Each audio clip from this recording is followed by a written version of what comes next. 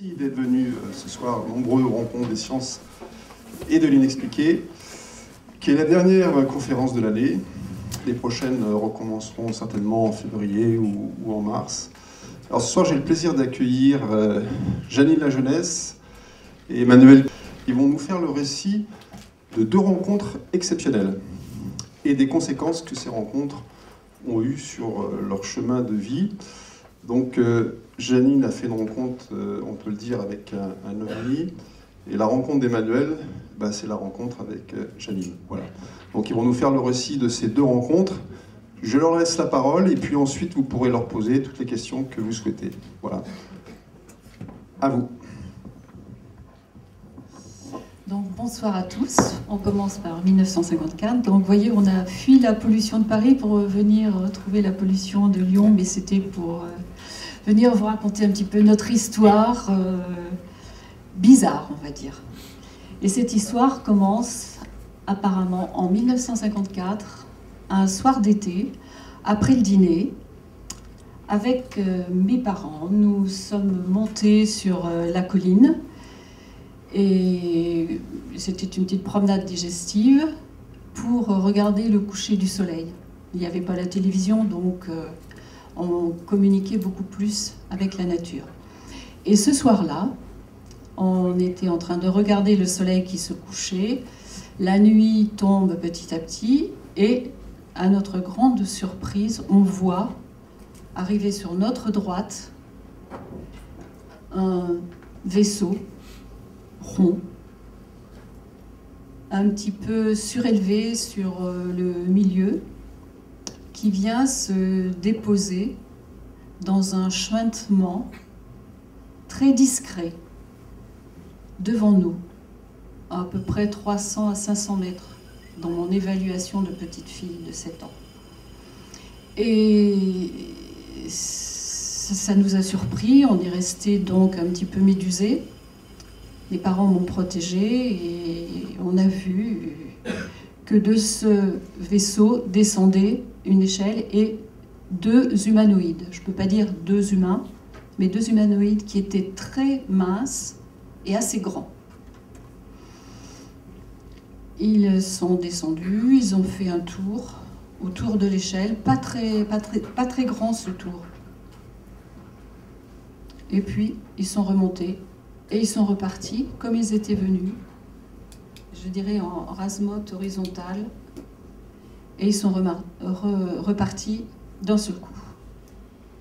Voilà ce que je peux dire sur ce que j'ai vu en 1954. Alors, dire que cette rencontre a changé ma vie ou a apporté des choses dans ma vie, je ne peux pas l'affirmer parce que je ne sais pas comment aurait été ma vie si je ne les avais pas vues. Mais ce que je peux vous dire, c'est que mon parcours n'a pas été traditionnel et dans les rails.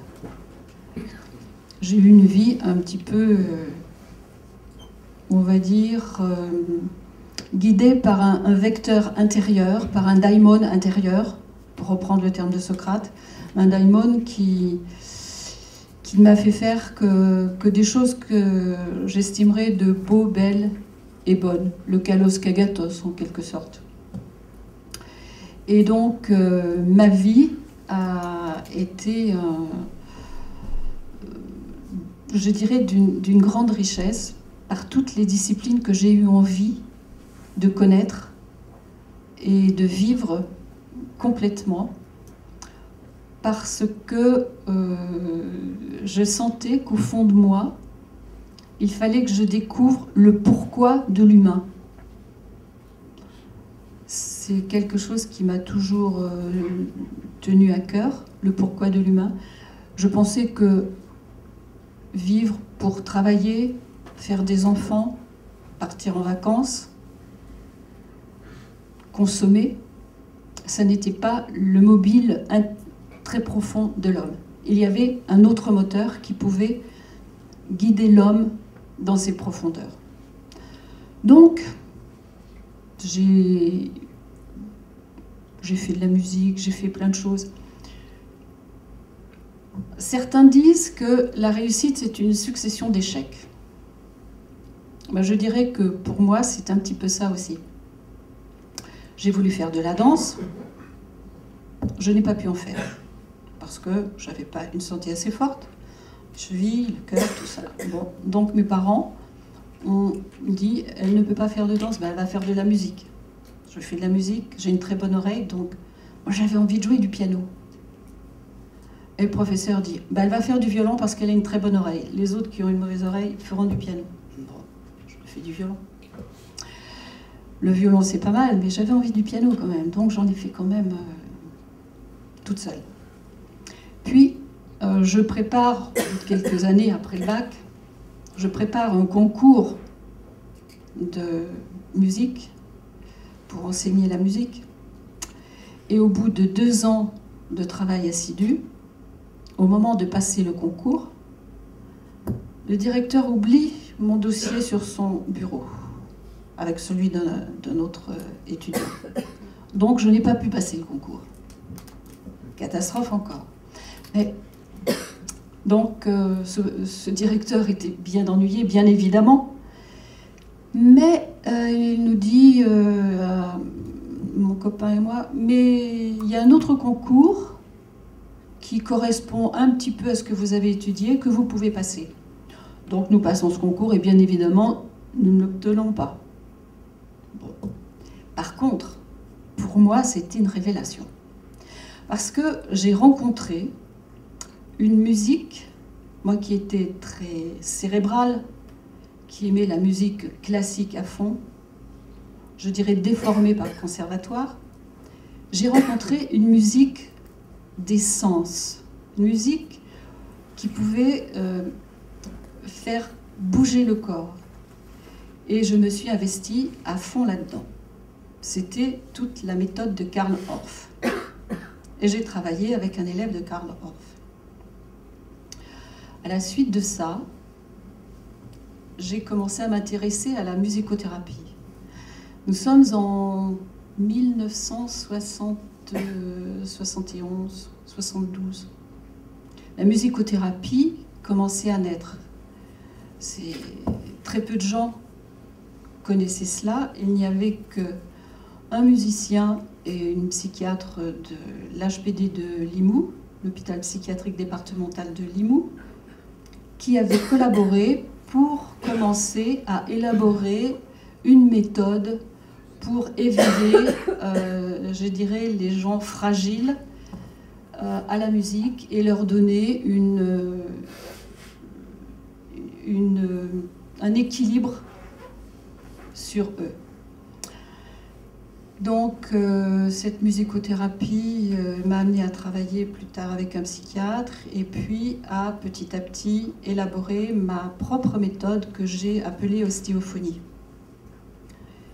Cette ostéophonie s'est améliorée au fil des ans avec les autres techniques que j'ai pu aborder, comme l'ostéopathie, l'acupuncture, que j'ai abordées non pas pour devenir thérapeute dans ces disciplines-là, mais simplement pour mieux comprendre les différents systèmes qui animent le corps et l'esprit. Et puis au cours de la vie, je donnais donc des cours de musique à des enfants et une maman me dit que le judo est une très bonne discipline pour former le caractère des enfants et leur donner une belle âme. Donc je mets ma fille aînée au judo, ça ne lui plaît pas du tout, mais le professeur invite 2 mamans à essayer cette discipline. Et je dirais que je tombe amoureuse de cette discipline parce que j'ai trouvé qu'elle était complète. Lorsque je suis rentrée le soir après mon premier cours, j'ai eu des courbatures de l'orteil jusqu'à la pointe des cheveux. Donc c'était une discipline complète. Je me suis dit, je peux m'investir là-dedans, ça va m'apporter quelque chose. Et j'ai continué comme ça jusqu'à la ceinture noire. Et entre-temps, j'ai rencontré le Hatha Yoga, qui était une discipline, on va dire, on ne comprend pas passer du judo au Hatha Yoga, Mais c'est une discipline qui complète toute la maîtrise des émotions, le travail d'équilibre, le feeling, le randori qui vous amène à des états seconds. Tout ça, c'était un travail plein de richesse pour toutes mes sensations. Et le Hatha Yoga allait m'apporter de la souplesse, de la concentration plus subtile et m'emmener petit à petit à la méditation.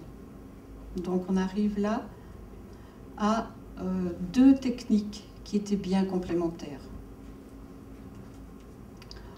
Et dans mes rencontres, je rencontre le Kyudo, le tir à l'arc japonais, qui est aussi une discipline particulière, qui vous apprend à faire l'osmose, non seulement avec toutes les parties de votre corps, avec votre mental et votre corps, avec votre mental, le corps et l'environnement, mais aussi avec l'instrument. Vous faites une osmose avec l'arc, la flèche et votre esprit et votre corps qui guide la flèche sans viser. Donc la flèche part vers la cible, mais avec toute l'énergie de votre corps, de votre esprit, et en plus. Ce qui fait que on est dans l'harmonie totale de l'instrument, du corps et de l'environnement. Tout ça, c'était merveilleux. La musique, le chant, les arts martiaux, le yoga, tout ça, ça fait une alchimie. Et cette alchimie s'est faite en plusieurs années. Ça a commencé en 1971 pour aller jusqu'en, on va dire, 81, 82. La période où j'ai commencé à faire, moi, mon yoga danse. Toutes ces techniques, c'était bien. Mais il manquait quelque chose. Les techniques corporelles n'avaient pas de musique et la technique musicale n'avait pas de corps. Donc, j'ai alchimisé tout ça et j'ai fait mon yoga danse. Mais le yoga danse, c'était difficile. C'était comment est-ce que j'allais le présenter? J'en ai parlé à mon prof de Hatha Yoga, qui était un monsieur merveilleux, un monsieur, vous imaginez, qui a été élevé à l'ashram de Pondichéry, entre Mer et Sri Aurobindo. C'est quand même un être exceptionnel qui est venu en France pour être maître de recherche à l'INSEP et apporter autre chose à nos sportifs de haut niveau pour essayer de leur faire comprendre qu'il y avait autre chose que les muscles et le squelette pour courir, pour grimper, mais qu'il y avait une énergie à l'intérieur de notre corps, quelque chose que Sri Aurobindo appelait le mental des cellules, et la spiritualisation des cellules. Donc il a travaillé dans ce sens. Et il a su nous faire passer dans les cours toute cette subtilité. Et donc, quand j'ai voulu faire mon yoga danse, je lui ai dit, tu sais, j'aimerais mettre de la musique sur le Hatha Yoga, mais je ne voudrais pas le faire exactement comme les cours de Hatha Yoga, parce que dès qu'on met de la musique, on bouge. Le corps bouge, ça fait une danse, alors que le Hatha Yoga, c'est une technique immobile. Vous bougez de l'intérieur par les respirations, mais vous restez dans une posture stable. Et il me dit, mais écoute, la musique c'est toi, le yoga c'est la façon dont on fait passer les asanas, les postures. Donc toi c'est ta façon,